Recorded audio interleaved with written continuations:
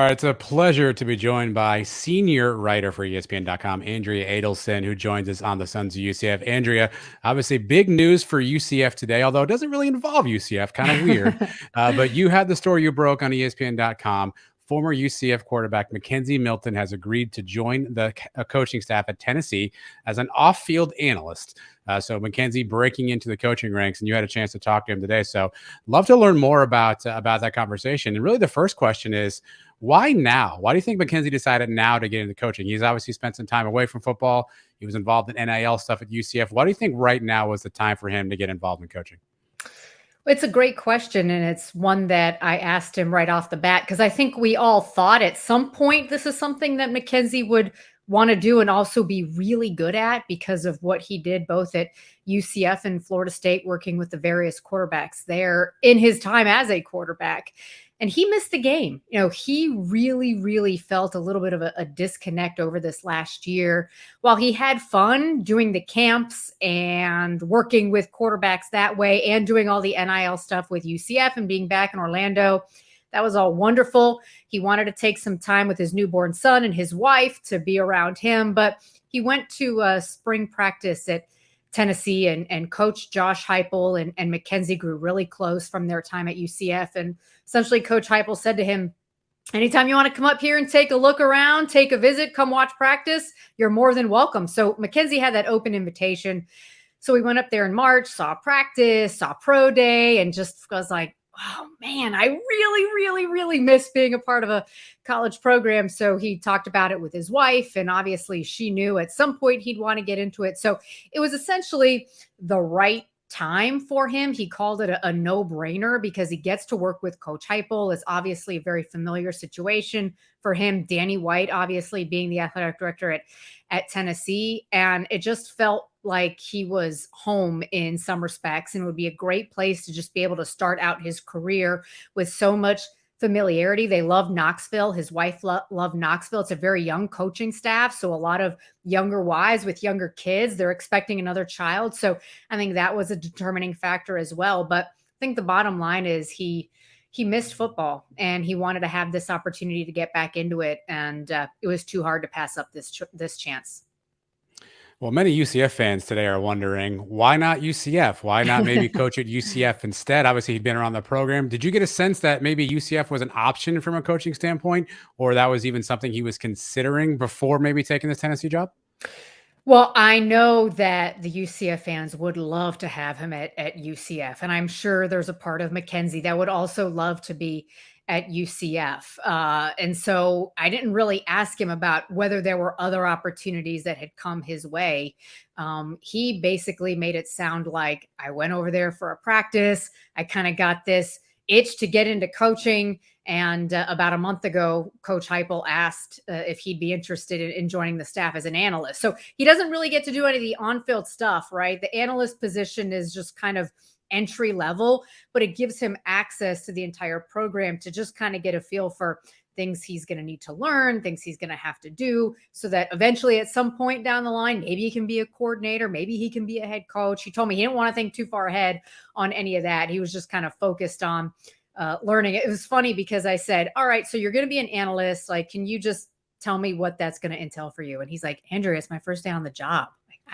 I literally am just figuring my way around the office. And I started laughing. I'm like, okay, just, think folks, especially UCF fans, who kind of got excited about this. And I wanted to try and get as much information as possible. So I think at this point, it's just a matter of figuring out where he's going to be able to best fit in. Learning more than just quarterbacks, right? Wanting to figure out, all right, like what is it going to take to coach the offensive line? Special teams, he mentioned too.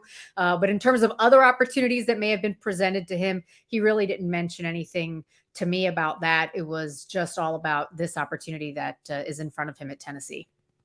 Yeah, I want to ask you about that. Did he kind of give you any insight as to what his coaching goals are? Does he hope to grow this into a career? Did you get the sense this is like, hey, I want to try this out and see how it goes? Or do you think this is something he's thinking long term? I want to start to build my coaching resume and maybe make this my new career post playing days. I think those of us who know Mackenzie and all the UCF fans who've watched him throughout his football career understand and realize at some point he would really make an awesome head coach. In fact, I had my own experience with that when he was at Florida State. I was a guest coach during their spring game, and I had this play sheet. It's right behind me there. I can show it to you guys. So it's just this menu of like plays, right? And of course, I really wanted to win because I'm super highly competitive. And so I called Mackenzie over. It was literally like the last few plays of the fourth quarter. This was going to be like nothing, right? But I wanted to get a play that was going to get us a touchdown. So I said, Mackenzie, you know your personnel, you know your teammates. Which of these plays? Tell me which one. And he pointed at the one he thought was going to work, and we got a touchdown. So right then and there, I'm like, yes, see, I knew he'd always be a good coach. And that's just like one tiny little silly example. But in all seriousness, I did ask him, because we had talked about whether at some point he'd want to get into coaching. This was while he was still playing. And he's like, I'm trying not to look too far ahead down the road. I'm trying not to map out my whole life right now. But yes, at some point, I think at some point, if he likes what he's doing and if it feels really good and comfortable and his family is happy, that he would have aspirations to be an offensive coordinator and one day be a head coach. But he joked, anytime you try and make these plans, God has a different way for you. And you guys know how much Mackenzie believes in God and how much faith means to him. So especially after everything he's been through, right? Anytime you start thinking this is going to be it, something else might come up that kind of changes your plan or your idea. But the bottom line is, I think this is a good entry for him to see if this is something at some point down the road that he wants to make a career out of. But I think we all can agree, if that happens for him, he'd be a really good head coach, I think. How important do you think his relationship with Josh Heupel is in him accepting this role? I mean, did you get the sense that if another coach out anywhere in the country had called him, that would be as attractive? Or do you think the ability to work with Coach Heupel again is really kind of what maybe makes this one a no-brainer in his words?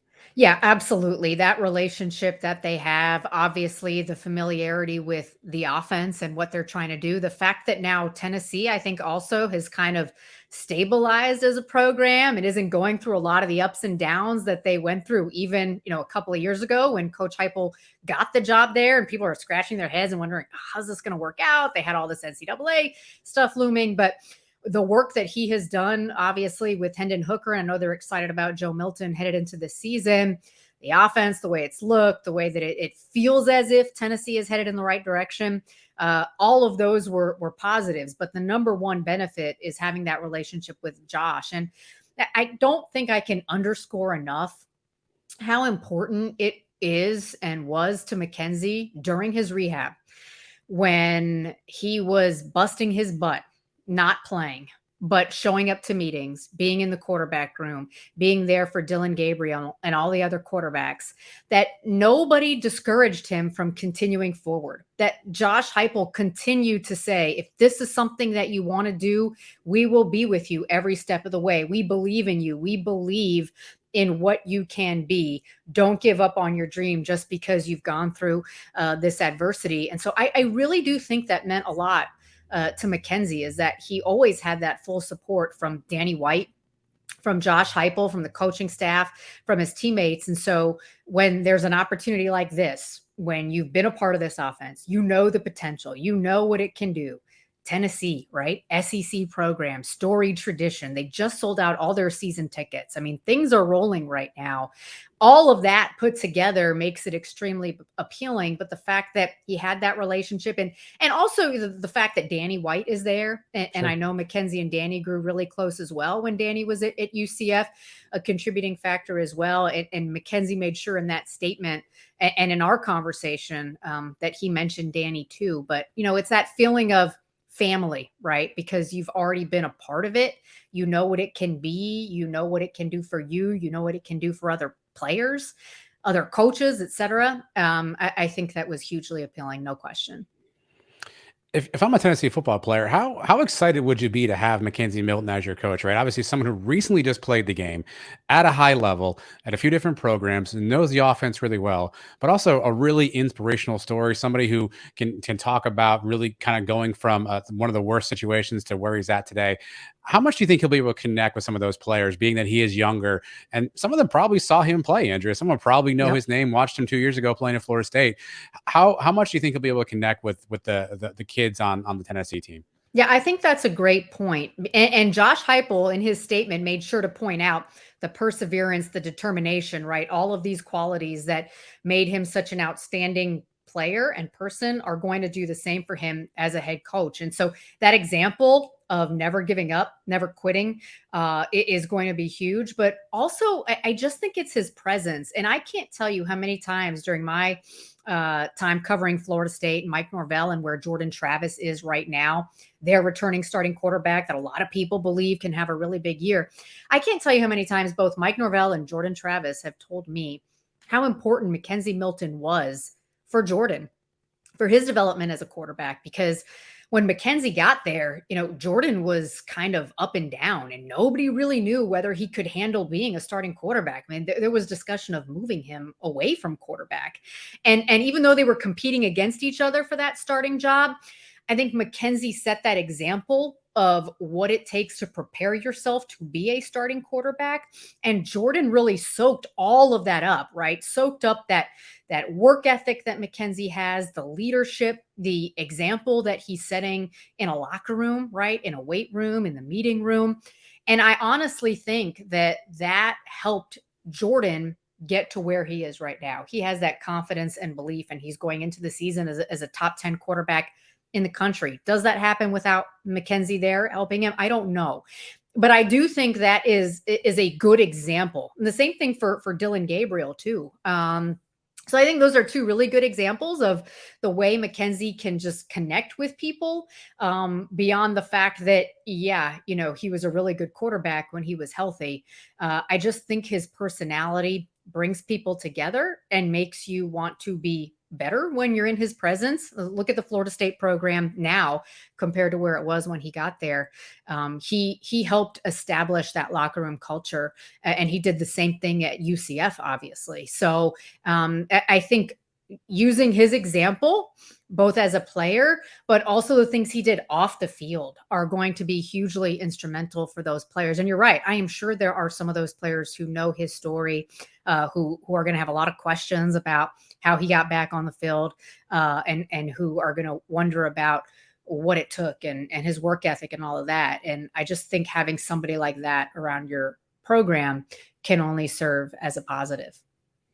I know he mentioned special teams and offensive line and learning, but he's a quarterback guy, right? You see him as an offensive assistant, as a quarterback assistant, right? You think that's where he projects from a coaching standpoint? Yeah, well, obviously he's going to be an offensive analyst. And so they haven't quite decided, all right, what are you going to be doing? And to be honest, he told me, I feel good about my knowledge when it comes to quarterbacks, right? Like I've done it. I mean, he was a student coach, you could say, at UCF during his time off the field. So I think he does have this thirst to learn more, right, about an offense and what it takes to put it all together. Because at some point down the line, if he does want to be an offensive coordinator, let's just say, if that's something that's in the cards for him, he's going to need to know more than just, all right, what is it going to take to be a quarterback? And so to me, he said, I just want to be a sponge. I want to soak it all in. And so whether he exclusively is working with the quarterbacks, whether they have him a bunch of different places, I just think McKenzie feels this is a great opportunity to just learn. And it's not just Coach Heupel that he knows. He told me he knows a lot of guys on the staff, from whether it was UCF or maybe somebody he crossed paths with at Florida State. So that familiarity, I think, is going to be huge. And he knows to be a head coach, you have to be a little bit more well-rounded than just, focused on that one thing. So I'm not sure if it's 100% determined what he's going to be doing, but he definitely will be on the offensive side of the ball. One of the things that McKenzie did immediately post playing was he got really involved in the NIL space, right? I mean, him and De'Ara King really were kind of the first two athletes that really were kind of out there with their Dreamfield company, and obviously McKenzie then took that at an offshoot. Did you get a sense from him? How was it hard for him maybe to divorce himself from what he had created on the NIL side to take this coaching move? Because I know he was really passionate about student athletes, really passionate about NIL. Did he give you any sense of how hard it was to make this decision to essentially have to walk away from the NIL stuff right now to go go into coaching? Yeah, and he poured his heart and soul into that while he was still a player at Florida State. And the same thing for Derek King. They started that when they were still playing. Derek was at Miami. But I think, the bottom line is, he's married. He has a child. He has one on the way. You start looking at, all right, I got to provide for my family. I have to figure out what my future career path is going to be. Is this going to be a viable career path for me staying in this NIL space, or is coaching going to be something that will help me, further down the line? So yeah, those are obviously very difficult things to weigh when you've poured so much of your energy into one thing. And then you decide, I don't know, maybe I want to do this now, because that idea of coaching has always been that dream that was out there. But the NIL thing he was dedicated to because he wanted to be on the front end of that when it launched, and it launched when he was still a player. So there were obviously some tough decisions that he had to make. And he mentioned his wife multiple times, being involved in this and showing her, this is what it's going to be like to have this life, right? Would you like living in Knoxville? How do you like it here? And so, making sure she was comfortable with that, because, when you're just thinking about yourself, you're making completely different decisions than when you now are starting to think about a family that you have to take care of, a wife, and now what will be 2 children. And so that sometimes makes you change paths, right? Okay, what's going to be best for my family? And he said it was a family decision with his wife. So, I know he's very proud of the work that he's done in that NIL space, but he just missed being a part of a football team. Really great stuff, Andrea, on Mackenzie. But I got 2 other quick UCF questions for you. Obviously, Okay. first year for UCF in the Big 12. Yeah. Obviously, that becomes official July 1. What kind of expectations do you think UCF fans should have for their first season as they move into the Big 12 on the football side? Well, it's hard for me to tell UCF fans to tamp down the expectation because I love the energy and the passion that the UCF fans bring to college football season and really to like all UCF sports. So let me just say that right now. But I sit there and I look at the schedule in year 1 and I'm just like, whoo, this is going to be tough, right? There isn't like a gimme out there that you could just pencil in my view. The Big 12 is the best conference top to bottom, right? It might not be the best when it comes to, all right, national championship, but when you look at the competitiveness top to bottom, right, you can't sit here and say Kansas is no good anymore. I actually went to a Kansas game last year.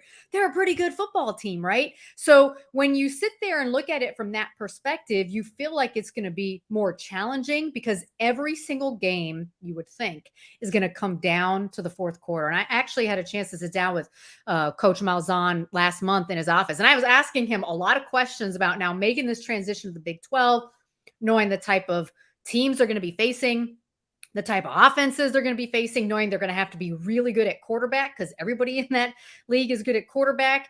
Everybody is good on offense. And what is that all going to mean in terms of changing the calculation of what they've done, the way they've built up the program?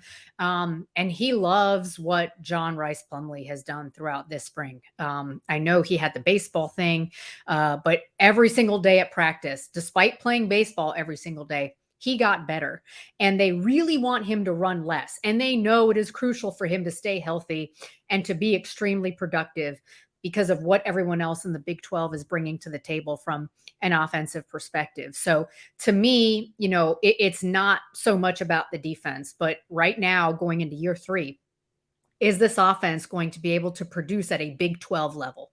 That's the question that everybody should be asking right now. Are the skill players there? I think the running backs are there.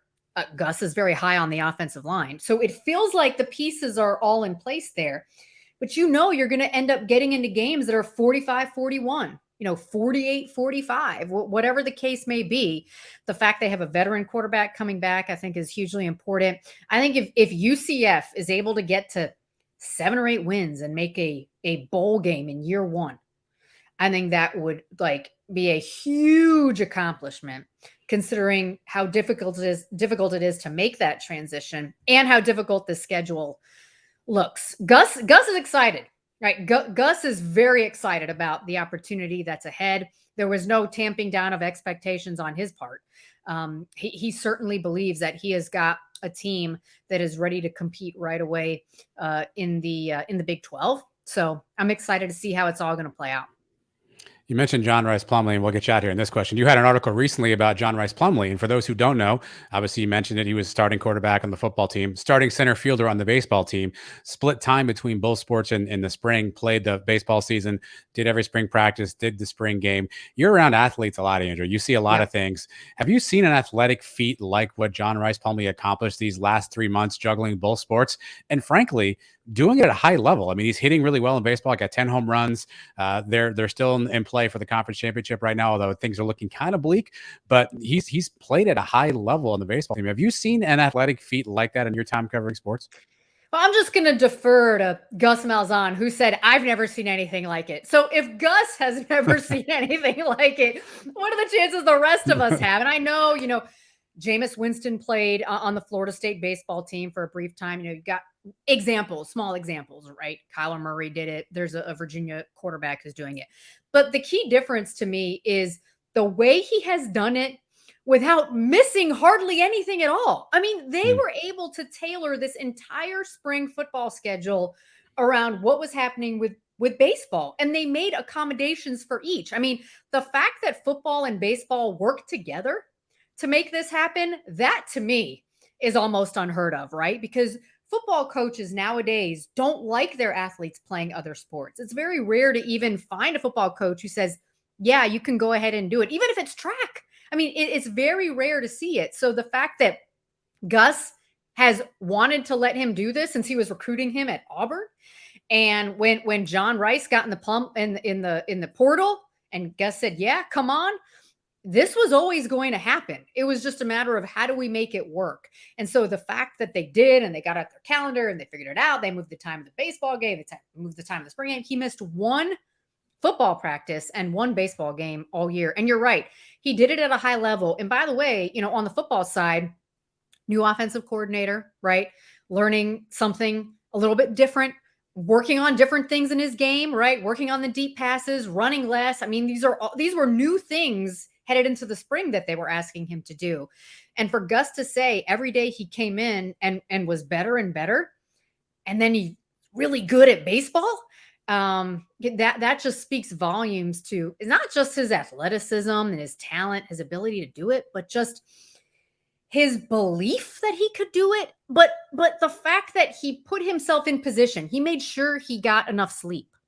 He was in bed by 9:30 every night, right? He made sure he had the proper nutrition. I mean, he was not going to let this opportunity just slip by. And he wasn't also going to do it halfway with football, and he wasn't going to do it halfway with baseball. When you're on a team, you're fully on a team. So the fact he was able to give everything of himself to two teams at the same time, super impressive. He's an impressive young man. I really enjoyed talking to him. And so I'm excited to see what he does this football season, because everybody's really excited about his potential now headed into year 2. Make sure you check out Andrea's work at ESPN.com. Covers college sports, the ACC specifically, but also spends a lot of time in Orlando. So we'll get some UCF coverage from Andrea from time to time as well. Andrea, we appreciate you taking some time. Thanks so much for sharing your insight on McKenzie Milton, and hopefully we'll get a chance to catch up soon. Yeah, appreciate all the UCF fan support. Thanks for having me.